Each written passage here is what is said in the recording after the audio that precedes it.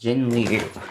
Almost tripped. I know that personally for me, I'm gonna be summoning for her. You might be as well. If you are, then hopefully we don't have bad luck when it comes to the summons and actually pull her on a 50-50. I'm pretty much reset it at my 50-50 pull because Kafka took 130. We won't talk about that. But hopefully I'm looking directly at you guys. If I wasn't, then I don't know what I'm looking at.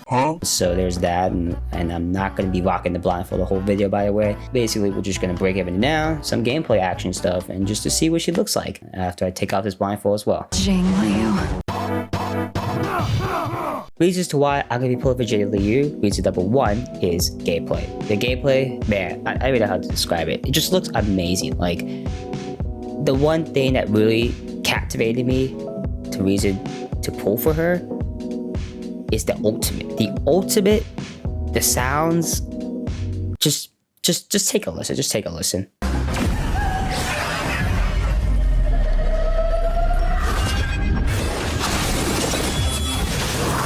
You heard that, right? That wolf howl in the background. And then that noise, like whatever that noise was when she jumped and you hear that whoosh. I don't know how to make it. It's just that noise, and then just the build up, and then her eyes just go like a yandere look in her eyes, like just man, it's crazy. And then like the transcendent state for her looks amazing. Like that beautiful shot right there, like that just takes me away. Holy crap. So much to the gameplay. I love it. So that's my big one reason. Reason number two is that she's on the path of ice and destruction. More so ice, but still on destruction, by the way. So this is like our third destruction character, by the way. And we're gonna be at 1.4 after 1.3. Because we already have Don Han in 1.3. He's on the path of destruction. He's imaginary, right? And then the previous character, the 1.2, was Blade. And guess what? He was on what? Destruction. But he was Wind. We just had 3 back-to-back-to-back destruction characters within 3 update patches. It's kind of crazy to think about it. Like, what's gonna be? Will it have another one, 1.5? Like, what's that character gonna be like? Hopefully not destruction, but I mean, whoever has that team, they're about to be set on judging pretty well. So they have Blade with the new Don Han and Jingliu and Locha, which I skipped. I wish I didn't skip him, but anyway, there's that. I prioritized Civil Wolf over Locha, that's why, and I really regret it at the end of the day because she, Jingliu, takes HP away when you use her Transcendent State skill from your allies. So she takes HP away from your allies, and it's in her Transcendent State, so that's kind of like a plus and a minus. So if you don't have a healer on your team, you'll be prone to dying because of that skill in the Transcendent State for Jingliu. So I just wish I pulled Locha because Locha would have gave me a big help in the team comp. But I mean, I have Natasha, so there's that. But I think Locha is way more better overall as a healer.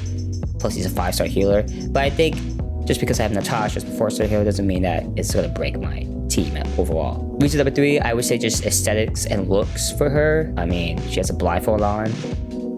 I don't know how she can see through the phone with it. The phone looks pretty cool. I like it. It looks pretty cute with the cat and the ice moon and whatnot.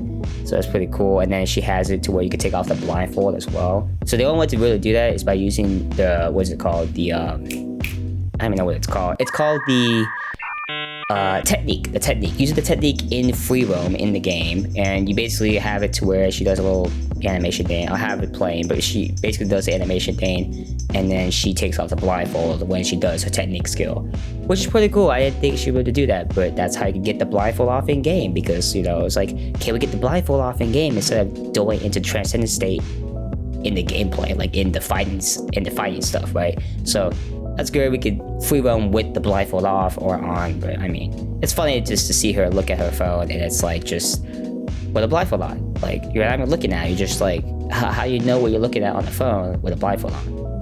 Continue on the third reason. She looks beautiful, aesthetically pleasing. I love the looks, love the design, the character. Everything about it just looks pretty good. I love it. My fourth bonus reason. Now, if you didn't know this, then I mean, I don't know where you were at. I don't know where you were at because she's being voiced by Monarch. One of my favorite VTubers I actually watch. Been watching her more recently because, not because of just Jingliu, but just because in general. As I hit my mic, my bad. Incredible. And I was like, wow, Wow. So yeah, those are the reasons. Just knocking those out the way. If you have different reasons, let me know in the comments and see what you guys, what your reasons are for pulling for Jingliu. I'll pull up some stuff on screens that like just some stuff you kind of just overview of like what you should build it out to be, what type of relics you should farm up, what is priority for the traces, you know, if you should get her to E1 or not. It says it's recommended to get to E1, but I don't, you know, if you have the money, then you could wall. Or if you have the luck. If you have the luck, then GG, you got E1 for Jingliu. Because I looked at it, I was like, wow, so that's what E1 looks like? Wow. I might just have to roll for E1. So then there's also Lycones, and then the relics of, you know, stat-wise and what you should build them out to be. And then ornaments, and then who she synergizes as well with as well. So there's that. And then the other one is just basically an overview sheet of materials, what to farm out, and how much it's going to take for the traces, and then for the ascension bit as well. So that's everything you need to know for that. Almost forgot. So this is what the Lycone looks like, by the way. This is what it looks like. So this is like the regular version where it's not animated, and then this is the animated version that I'm playing right now. By the way, the animated version is not real. This is someone who just did this as fan made. Looks pretty good. It took about 172 layers, I think, to put together. That's kind of crazy for animation. I'm not a big person when it comes to animation. I don't do animation, but man, 172 layers. But by as we do with Photoshop, yeah, that's a lot of layers. Holy crap. That's probably like all in After Effects or whatnot. I don't even know what program they use. But anyway, this is what it looks like animated. It's not real. It's fan made. I'll leave their ad for the TikTok on screen as well as it's playing. So yeah, looks dope. I like it. So those are my reasons why I'm pulling for Jingliu. And I gave you some info as well about like what to kind of do to prep and farm up before she drops to 1.4. I'm gonna have to go grind up like crazy for Jingliu, and hopefully I have some luck on the summons on the banner, and hopefully you do as well, like I said. If not, then hopefully you'll have to get her in the rerun. Hopefully for me, I don't want to do that. I don't want to skip out. I don't want to miss the opportunity to pull for Jingliu. If I had to pay, I'm gonna have to pay. I'm gonna have to pay the price. So there's that. That's the video. My name is Jay. Hope you guys enjoyed. If you did, give me a like. Appreciate it as always. Subscribe if you want. It's free. You don't have to. If you do, I appreciate it as always. See you guys in the next video. I know that it is. Hey, good luck on your summons. And as always, love anime, stay motivated, and live life. I'm signing out. See you guys. Peace.